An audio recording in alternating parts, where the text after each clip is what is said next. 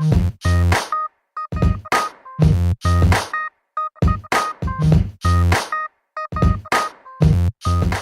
suis très heureuse d'ouvrir cette session cet après-midi pour un événement qui me paraît tout à fait important et qui permet à de jeunes docteurs ou doctorants en dernière année de présenter qui ils sont plutôt que leurs travaux. J'ai cru comprendre que c'était ça le biais, enfin la manière. Et je serai aux côtés de Monsieur Jean-Luc Bella de Nokia Bell Labs qui va nous faire l'honneur de présider le jury.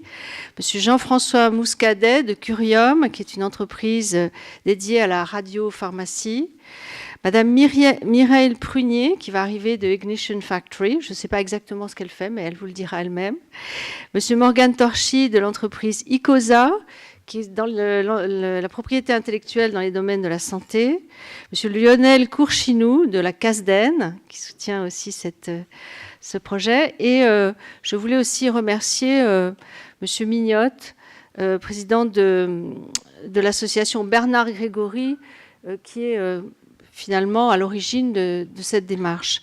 Alors, comme vous le savez, PhD Talent s'est donné pour mission de lever les barrières qui séparent la recherche fondamentale, la recherche universitaire et le secteur privé.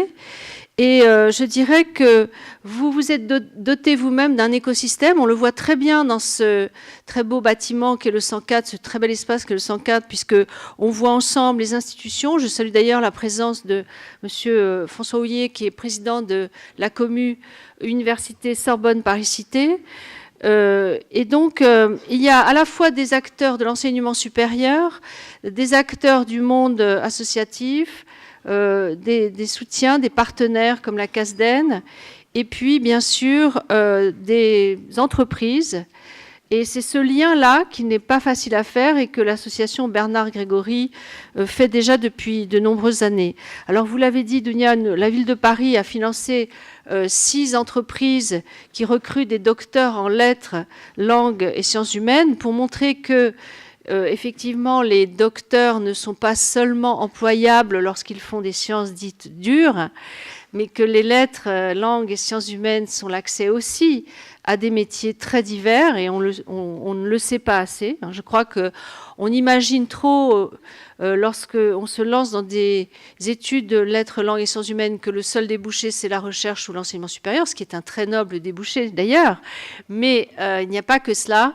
Et je crois qu'ici, on a pour mission de prouver qu'il y a d'autres débouchés. Alors, je dirais que, d'une manière générale, ce n'est pas un hasard si la ville de Paris soutient votre démarche, puisque nous avons, j'allais dire presque habitude, mais pour valeur, de soutenir l'entrepreneuriat étudiant et le milieu de l'innovation. Parce que Paris n'est pas une ville musée, c'est pas seulement la plus belle ville du monde, c'est pas seulement la ville préférée des étudiants d'Europe, parce que jusqu'à l'année dernière, on était la ville préférée des étudiants du monde. Et cette année, on a perdu la première place au profit de Montréal, mais on reste quand même la ville préférée des étudiants européens. On n'est pas seulement ça, on est aussi un lieu d'innovation. Et le nombre de lieux, de tiers-lieux que j'ai ouverts depuis 3 ans, au nombre de 19, ça paraît peu peut-être, mais c'est beaucoup pour une ville comme Paris qui n'est pas très large.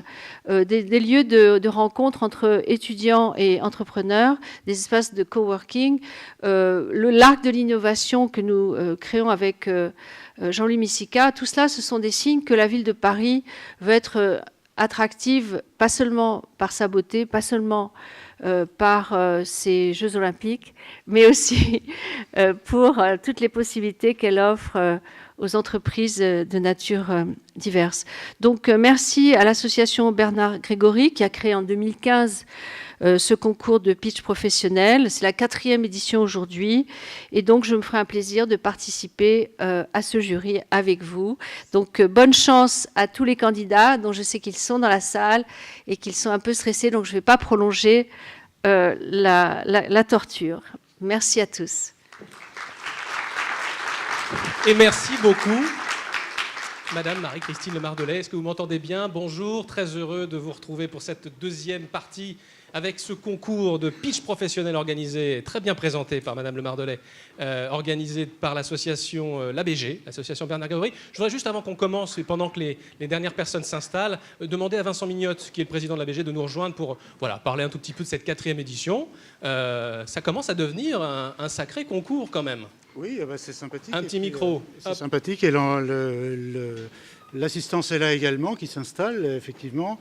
Et je crois que ce qui est important, c'est de souligner aussi que c'est une opération partenariale là aussi, avec PhD Talent bien sûr, mais aussi avec l'Andes et la CASDEN qui nous accompagnent. Voilà, et qu'on salue sur cette aventure.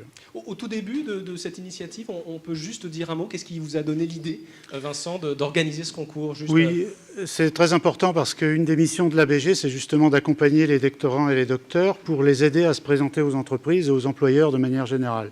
Et pour ça, c'est important de savoir se présenter, de savoir pitcher, comme on dit en franglais.